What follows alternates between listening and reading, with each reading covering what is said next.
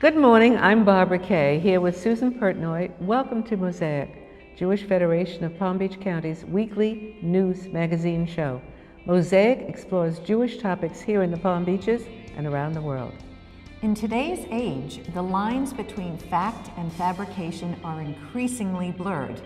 In the case of the Holocaust, experts, historians, and Jewish community members are working together to ensure the truth and impact of the worst atrocity in the history of mankind are maintained accurately today and tomorrow.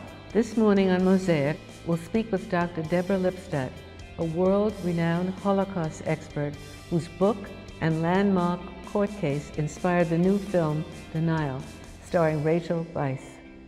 We'll then sit down with a leader in our local community who's ensuring the lessons and legacy of the Holocaust live on in the future generations of the Palm Beaches.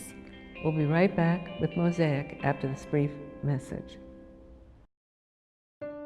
The patients who come to us after illness or injury are often in pain and fearful of losing their independence. I make it my mission to treat them like family. I listen to their concerns. I help them heal and gain strength.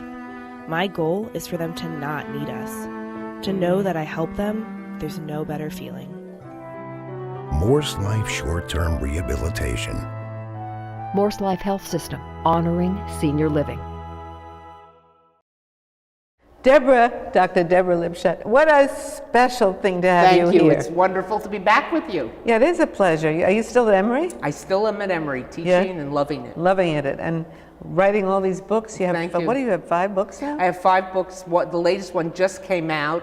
It's called Holocaust: An American Understanding, and it fits how America's remembered the Holocaust into movies, theater, books, academia, politics. So it's really very much an American analysis. And now I'm writing a book on contemporary anti-Semitism, written as letters to a student.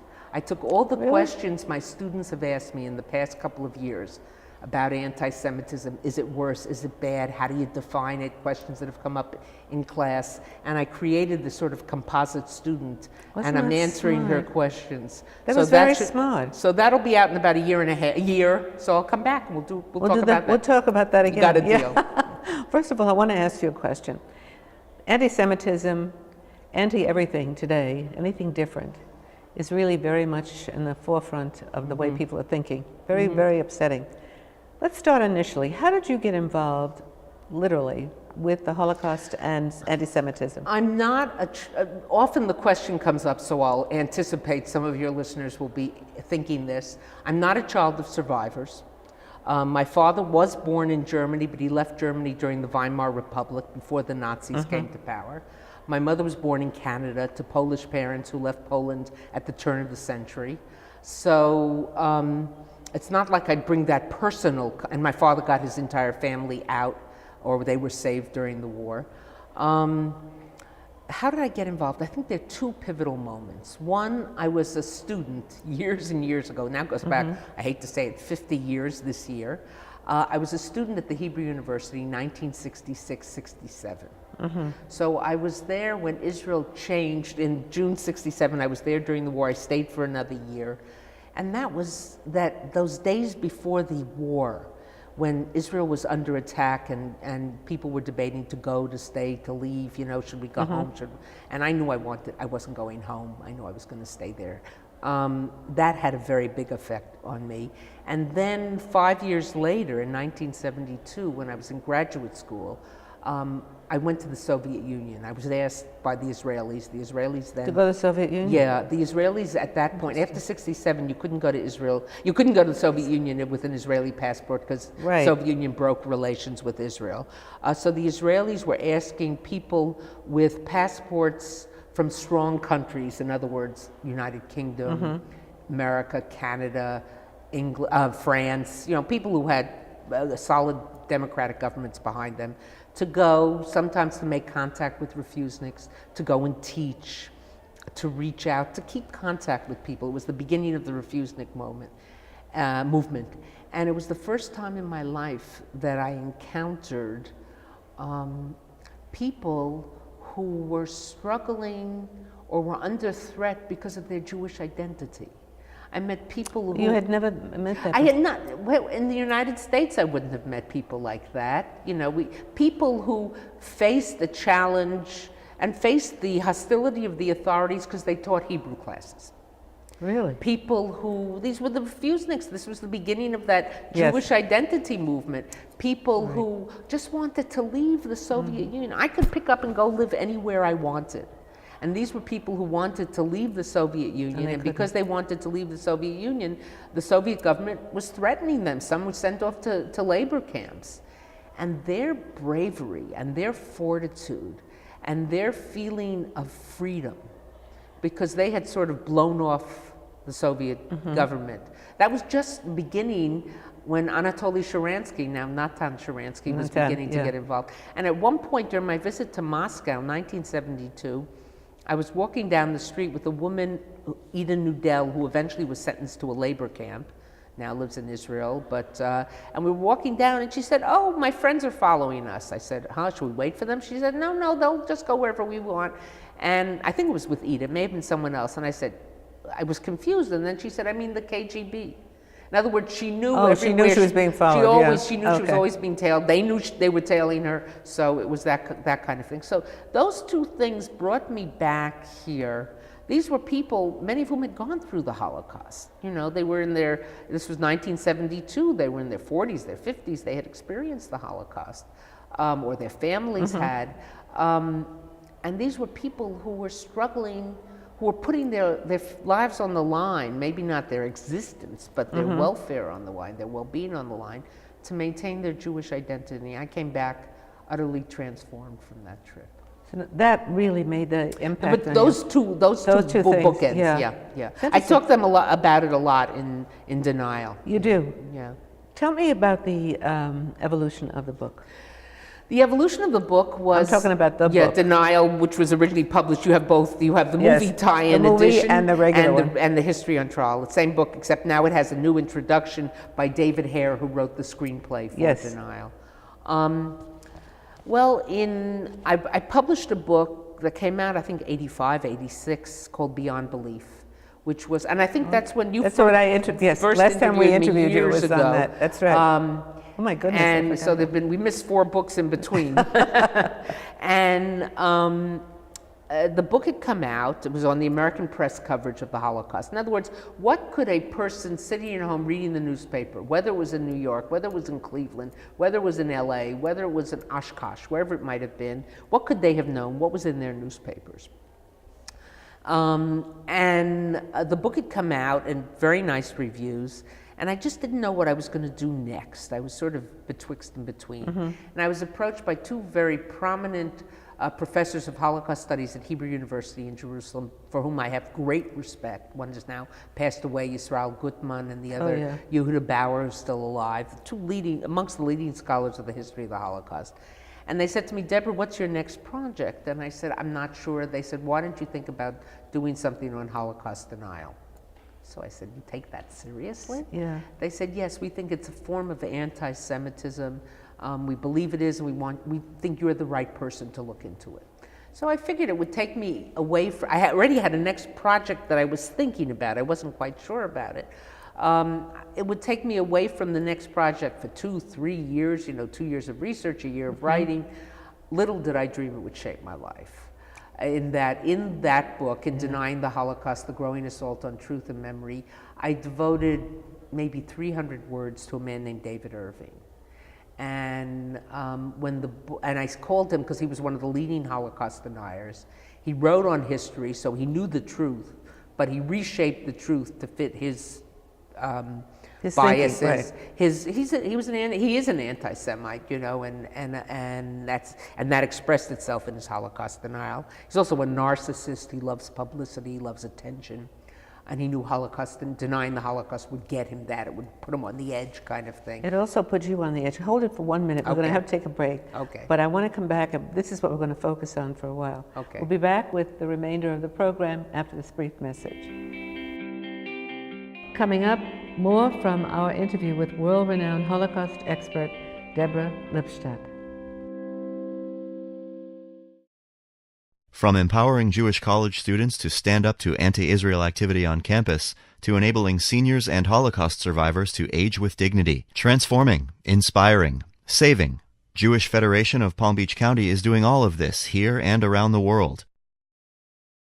Welcome back, and welcome back to you. Thank you. We were talking about David Irving and the writing of your Holocaust book, and et cetera, et cetera. Tell the response. So David Irving was well known as a writer of historical works, but he always had a very edgy approach, almost pro-Nazi, in the sense that he was always looking for the bad things the Allies did and the good things the Nazis did. And in the late 80s, he came out as a Holocaust denier, open front. I now deny the Holocaust. There were no gas chambers, there were no systematic killing of the Jews, and he turned the Holocaust into all the bad things the Nazis had done. In other words, the Jews are just making up what happened to them in order to get sympathy, in order to get reparations money, in order to get a state, etc. So I put in about 300 words about him, and the book was published here in the United States to very, very good reviews. And then it was bought by Penguin UK, yes, and appeared in England, and went on sale in England. And once it went on sale in England, I was considered to have done business in the United Kingdom, which made me subject to British libel laws. Once you come into a country and you do business there, you're subject to their laws. So once you're in a country, you're subject to their laws. And he then decided to sue me for libel. And libel law in England is the flip of American libel law. In America, if I say you libeled me or you slandered me in terms of speech, I have to prove you did wrong, because you are innocent until proven guilty. So it's up to me to prove you did wrong. In England, if I say you libeled me or you slandered me, you as the author or the speaker of the words have to prove the truth of what you did. Rather than my proving the falsehood. Now that's very crucial, because as soon as he did that, some people said, well, why did you decide to fight? Or some people said, why didn't you just ignore it? You can't ignore a lawsuit when it comes after you. And other people said, well, why didn't you just settle with him or whatever? And if I hadn't fought back, he would have won by default. Because the burden of proof, the onus was on me to prove the truth. And if he had won by default, then he could say, Deborah Lipstadt was found guilty of libel for calling me a Holocaust denier. Ipso facto, therefore, I, David Irving, am not a Holocaust denier, and my version of the Holocaust is a true one. And his version is there was no plan to kill the Jews. Hitler had nothing to do with it. There were no gas chambers. The numbers are a couple, maybe under 100,000, whatever number he gives. He changes his numbers all the time. So I had to fight him. And I did. I had excellent lawyers, wonderful lawyers. And that's the story that's told in the movie. The movie, I tell you something. I want them to show the trailer to the movie, because I think I want everybody watching to see this, because I think they should go and see it. That's you. Number one. Well, the movie now is no longer in the theater, but it's available on Amazon. It's available, and I make nothing from it. So it's because you're telling a message, which is critical. It's available Amazon. It's available iTunes. It can be watched, or on the airplane.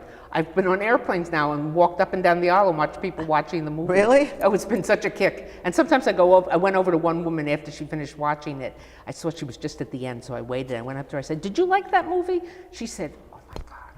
She said, I'm here with my daughter. Her daughter's about, I think, 22, 23. Was a film acting student. She said, my daughter had seen it and made me watch it. She said, it's got a wonderful story and a strong female lead, and you have to watch it, Mom. Yeah, but you had an interesting trial.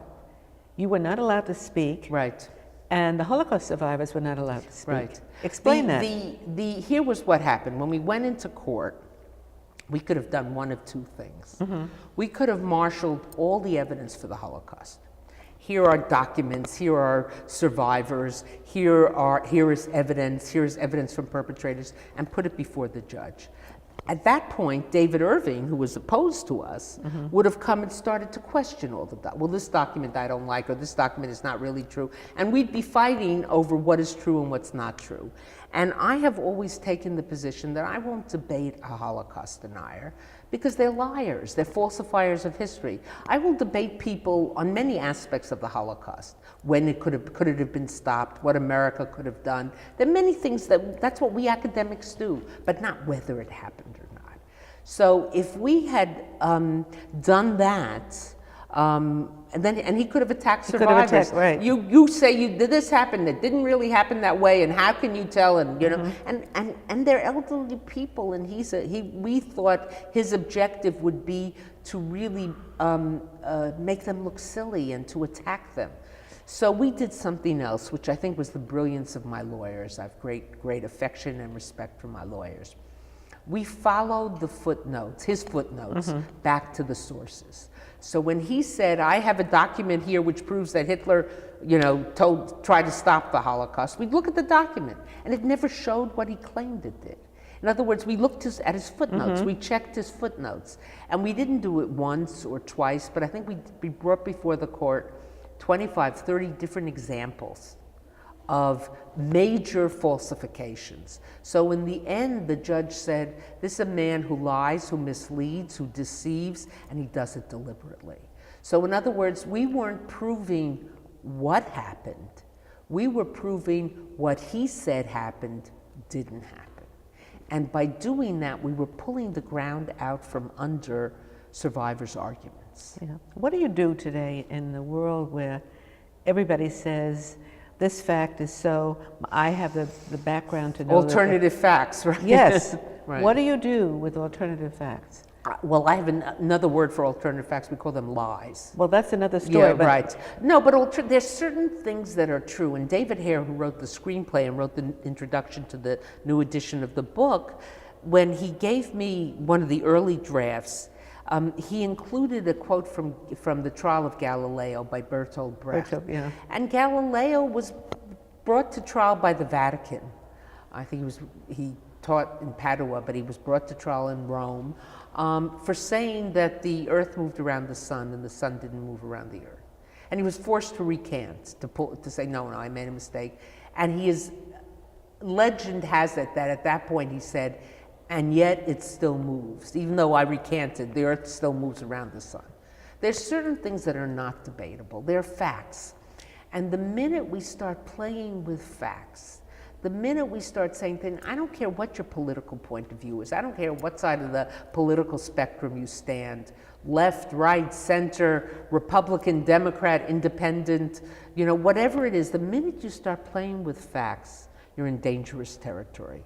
Because then either no one will believe you when you're telling the truth, or you're creating an aura of doubt amongst people so that they will say, oh, well, lots of illegal voters, my vote doesn't count, or it doesn't matter, or I heard something, I was in the gym not long ago, and someone said something ridiculous, and I said, oh, that's ridiculous, and it's like Muslims dancing in New Jersey on 9/11. 9/11. And he said, oh, yes, they did. And I said, no, they didn't. There's no proof of it. I said, Muslims did dance in East Jerusalem, and Reuters filmed it, and that was on the major networks, but not American Muslims in New Jersey. It didn't happen. And I wasn't talking pro, anti, right. I was talking facts. And he said, oh no, I saw it, Fox News found the footage and I saw it on Fox News. It's not true. Fox News didn't find the footage. Even Breitbart News, which is way to the right, says that footage doesn't exist. Nobody's ever been able to find that footage. Nobody's ever seen it. But this guy is sure he saw it. That's very dangerous when everybody can make up their own facts. It's not, people say the moon landing happened in Nevada.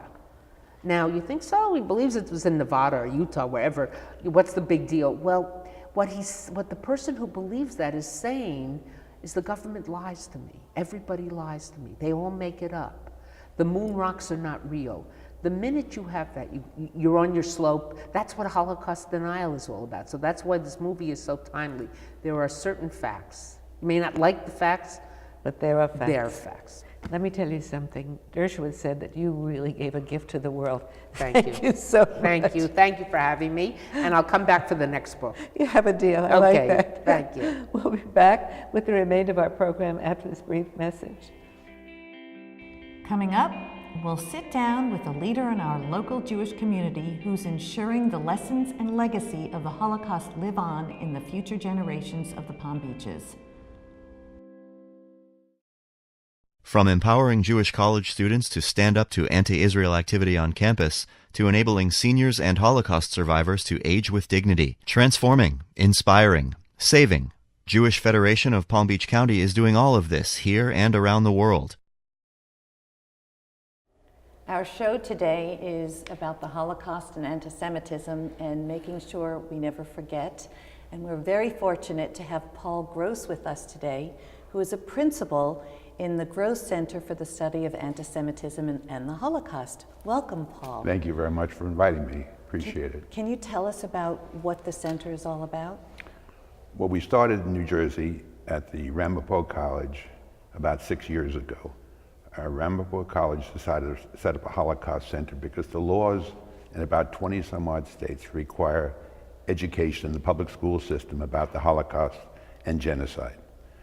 And New Jersey decided to pass that legislation. The net result is Ramapo College decided to do it, but they would not pay for it, so private people put up the money and it got started.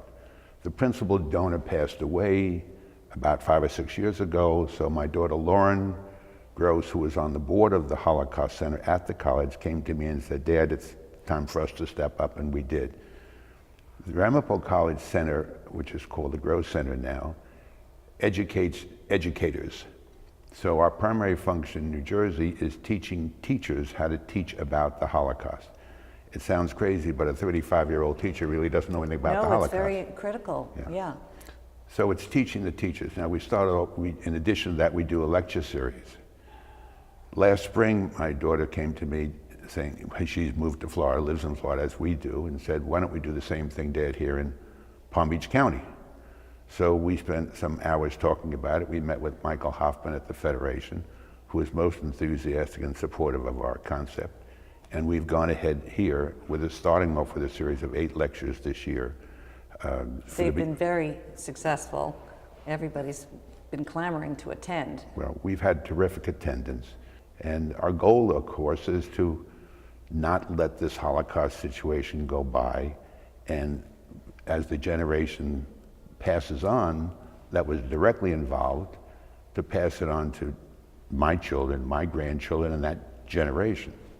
It's really critical what you're doing, and I'm not sure if you saw the news over the weekend, but there's a Jewish community in Boca Raton, a religious community, and there was a swastika drawn on someone's car, and the child of the religious family didn't even know what the swastika meant. I saw that. You did. So the timing of what you're doing is just so important. Well, people ask me at my age what our legacy is going to be, my wife, Gail, and myself. And I say my daughter Lauren is leading the group at the next generation, and I have 11 grandchildren, and so I'm exploiting them as best I can in terms of Judaism and remembrance of these kind of things. So we have problems now, and the problems aren't going away. The BDS movement, which is boycott, divest, and sanction against Israel, is as strong anti-Semitism as you can get. And that's running across the college campuses in the United States in a tremendous way, and it's just another issue that we have to battle against. And we can't let it go without giving a retort to them. Are you going to have any lecture series on college campuses? Are you going to expand to that? We're definitely going to expand. We met several times with CJE, the Commission for Jewish Education here in Palm Beach County, and we're working on doing something with them for this coming year. I recognize that they're dealing with small children, and we're trying to break into this teenage marketplace, right, which we've talked about. And also what you did at Ramapo College, are you going to be able to educate some teachers, because that is critical? Well, that's all we do. That's primarily what we do there. We bring in 150 high school teachers during the course of the year, and they come to an all-day seminar taught by Dr. Michael Riff, who's our full-time staff person there, who's a professor in Holocaust studies, who teaches them how to teach about the Holocaust. It's not supposed to know about it, But it's difficult to teach a 15, 16, 17-year-old child about it without causing trauma, but on the other side of the fence, being realistic. Where did your passion for this come from, from your background? I probably have to go back to my grandfather, who was the one whom you may not have heard the story, but he founded the JCC in Bergen County, New Jersey, which is how I got involved in the JCC. And from that point, I took my daughter, Lauren, who again was involved in this in her college undergraduate days, taking courses in Judaism and the Holocaust, and took her to Israel over 30 years ago. So this is nothing new that occurred last week. This is something that's been ongoing for quite a long time. Well, I have to tell you, our community is really so fortunate to have you here, and Lauren is really at the forefront of this right now. She's very active in promoting and getting all the wonderful speakers. And by the way, you haven't mentioned that you don't even charge for people to come to the series. So that is really... No, we don't charge anything, and you know, give them a bagel and they will come. That's the bottom line here. We've had terrific speakers. The remaining 3 speakers that we have this year, Dr. Dunlay, who's a teacher at FAU. What is her specialty?